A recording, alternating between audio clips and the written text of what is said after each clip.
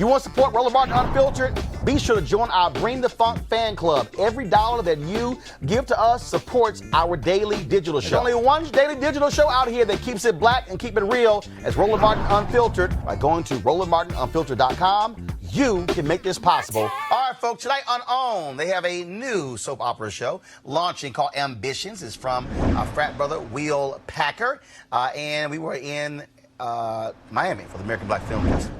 We had a chance to sit down with the cast of Ambitions. And since it's, you know, soap opera, I had to begin with the most obvious question. Oh, God. Oh, man. Let's talk Ambitions. Who's a hoe on the show? Somebody always a hoe. Interesting that this is what you're fixated on, Roland Martin. What? This is what you're fixated on, Roland Martin? It's a soap opera. I grew up watching soaps. My eyes keep going like this. To your husband? I don't know. So, Brian, you the hoe. Do you want to address that, Brian? Allegedly. I'm the alleged hoe. I think... I mean, politics makes for strange bedfellows. Right. It's a political show, and I think everybody's going to be perusing their options. So you're a black Trump? Yes. I'm a Barack Obama, Bill Clinton, Donald Trump, Jay-Z, Will Smith. Okay, all right then. Okay, all right. Moguls. I'm a mogul, and I'm a politician, and I'm a man in a position of power with a woman who's also in a position of power. We have lots of money and lots of problems because of that money. Saying a man is only as loyal as his... There's a microphone. I know. You like... saying a man is only as loyal as his options. So, you know, being in political office as the mayor of Atlanta... Are you trying to say Robin not an option?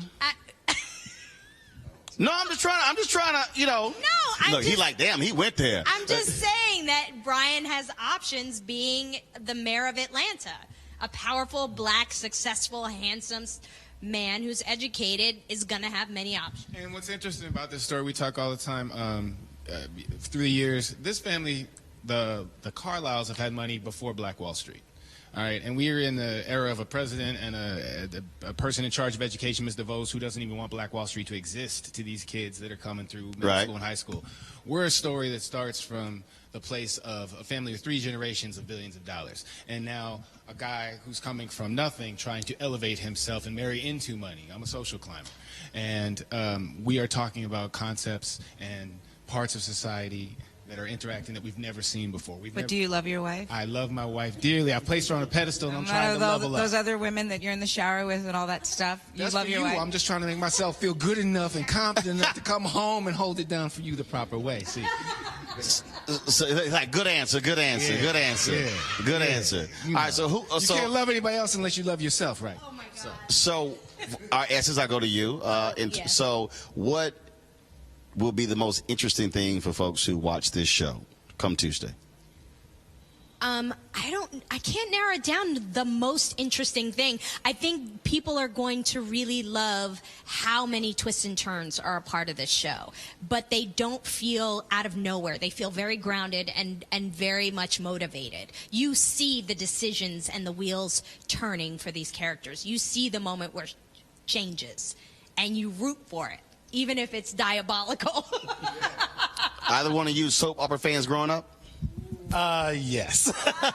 Yes, I grew up raised by my grandparents in rural Texas, so I watched all of them. It was a little town called DeKalb near Texarkana, and as you know, from the start of the morning to the end of the day, it was the Young and the Restless Days of Our Lives. You know, at nighttime it was Dallas and Dynasty. So then when I became a teenager, Melrose Place, you know, all the Aaron Spelling ones. Yeah, huge soap fan. I'm sorry, not soap. Black people, it's stories. Stories. I gotta watch my story. So what was your story? What was your family's story? I was about to say, yeah, because we were sort of forced to watch it, even though we didn't want to. General Hospital. Yeah. Mom's had it on 24/7. General Hospital, Ryan's Hope, All My Children, One Life to Live. Guiding Lights. Right. You know what I mean? We just, that was on TV 24/7. What is it about black people and stories? I mean, because black folks love some soap. Well, Latinas love the telenovelas, so it's not Yeah, just... that telenovela. I'm talking about stories.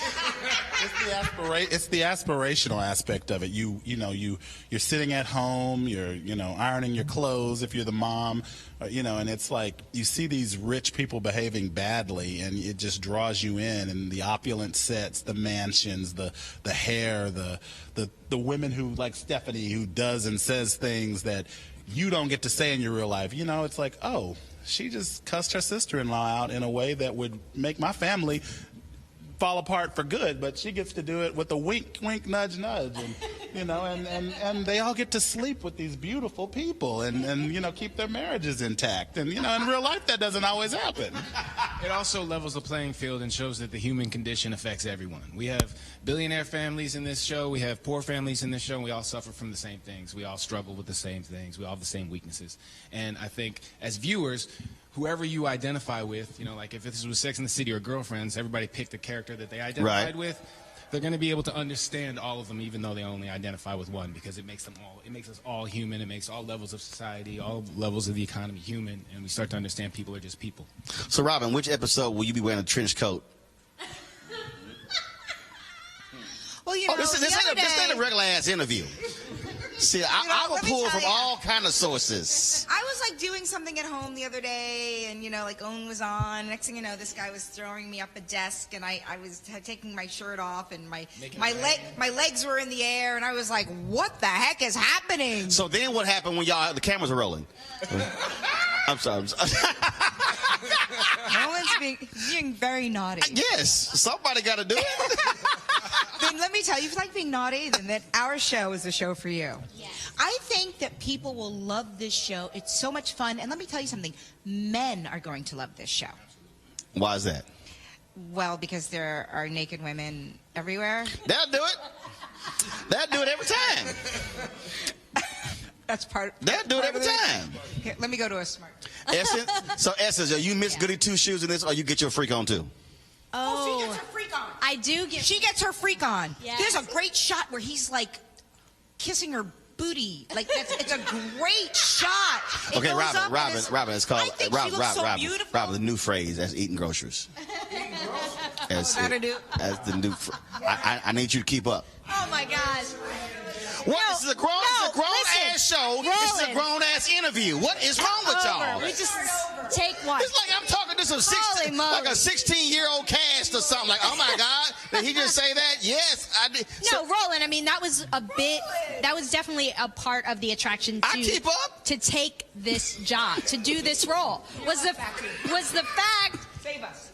Was the fact that I'm not a goody two shoes. She's hilarious. Oh my God! Oh, what'd you say? Oh my God! You said he's vegan? Hey, baby, that ain't pork. Roland Martin has corrupted me. I love watching Roland. What? I can do more. Talk about the news. Oh my God! I'm sweating. Oh, man. Look, what's wrong? Essence, you blushing over there? Look. June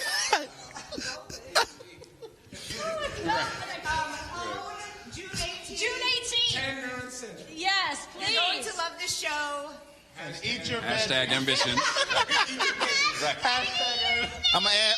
That's right. God. Hashtag ambition. Hashtag keep it grown, keep it freaky. All right. I appreciate it, folks. All I'm saying, look, you can't talk about a soap opera and not talk about getting freaking. What? Hey, somebody's groceries didn't eat. Yeah. I think I'm gonna watch it. You know. Vegan groceries. Hey. Okay. All right. Look. My okay. mom is watching. I'm not saying nothing. Look, I'm not here's the saying deal. a word. In radio, there's a phrase called "go with the bit." Okay, so like when you're on the radio and something happens, you go with the bit. So you don't sit there and go, "Oh my God, I can't believe." No, you don't try to explain. No, you go with the bit. You allow the bit to develop. The moment she said it was sitting right there. Yeah, right. Make a comment and elicits a reaction from the group there. That's the point. You go with the bit. I'm sorry some folks ain't as quick.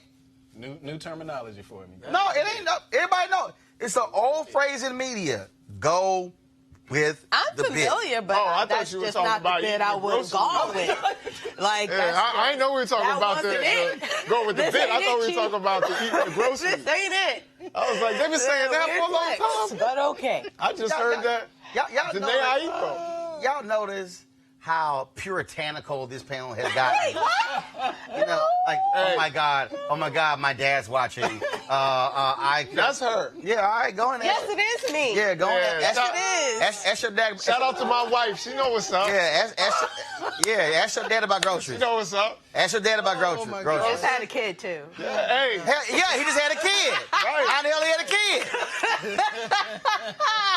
Let's just say my plate was full. With groceries. Okay, I'm a little too close to you right now. That's a lie. You little what? As long as my kids don't see it, it's all good. Yeah, all right, Kelly. Yeah. Let's see what the hell's on your iPod. Nothing. Yeah. Yeah, Nothing. okay, all right. Yeah, Text Yeah, messages in the Bible. What? Yeah, okay, all right. That's it. Yeah, Text messages with who? Saying hey, what? y'all want to know something? My mother. If y'all want, girl, please. Tell you who think you talking to? Y'all want something? You want to hear something? Listen. You ain't, Your girlfriend's gonna You know, put you on doggone blast. well, you got Dina Howard t-shirt and panties on your doggone iPod. Don't even front. Don't even Oh, front. that was the joint. Don't even front. Dina. Don't even front. Stop it. Dina Howard. Talking Shout about out she for Dina got, talking about she Howard. got Bible lyrics on her phone. I do. Yeah, okay, all right. Somewhere. Yeah, which Bible lyrics? Yeah, Which Bible lyrics? Songs of Solomon? That's a good book. Okay. Yeah, I bet you'd have read it cover to cover. Yes. Yeah, Yeah, why don't you go and pull up a verse from Songs of Solomon? No, I got Tell us about it. No, it's fine. Yeah, That's between me and my Lord. No, it's not. Yes, it is. It's written. We all have read it. Okay. So it ain't like it's a personal but- book between you and but- God. But this isn't one of those two or more gathered situations. This is a personal relationship. Well, it was between two. It was two who were gathered when he wrote Songs of Solomon. Oh, Y'all, see, this would happen when church people try to act like they all churchy and they all holy. And then, of course, they run against somebody who's actually read the Bible. If y'all want to know some of the freakiest stuff, Oh, Song of Reese- Solomon is it? read Songs of Solomon. Oh, yeah, for sure. All I'm saying, they'll make a Dina Howard go, damn. That's all I'm saying. All right, folks, back to our Roland Mark Unfiltered video in just one moment. All right, folks, they're back. MarijuanaStock.org is another great investment opportunity. Now, if you were lucky enough to invest in their last crowdfunding campaign, you know they raised a bunch of money in just a few months investing in legal marijuana farms. Those initial investors now own shares of a publicly traded company. Folks, now again, a lot of y'all missed it, but now you have a second chance. They have a new investment opportunity that is as good, if not even better, than the last. I'm talking about industrial hemp CBD. Now, for those who don't know, the hemp plant is the cousin to marijuana with a much higher concentration of CBD, which means hemp CBD gives you all the medical benefits of marijuana without getting you high. Now, until recently, hemp farming was practically illegal in the U.S. and heavily regulated by the DEA. However, the 2018 Farm Bill changed all of that, making it legal to grow hemp CBD in the U.S. and creating one of the largest commodities worldwide. They need land to grow all the plants, which makes for an incredible investment opportunity. And that's where our good friends at 420 Real Estate come in. Their business model is real simple. They buy the land that supports the hemp CBD grow operations and lease it to licensed, high-paying tenants. That's right. They are hemp CBD landlords. And you can get in on the action. You can invest in this crowdfunding campaign for as little as $200 up to $10,000. Folks, if you want to invest, go to marijuanastock.org. That's marijuanastock.org to get in the game. Now back to your Roland Martin Unfiltered video.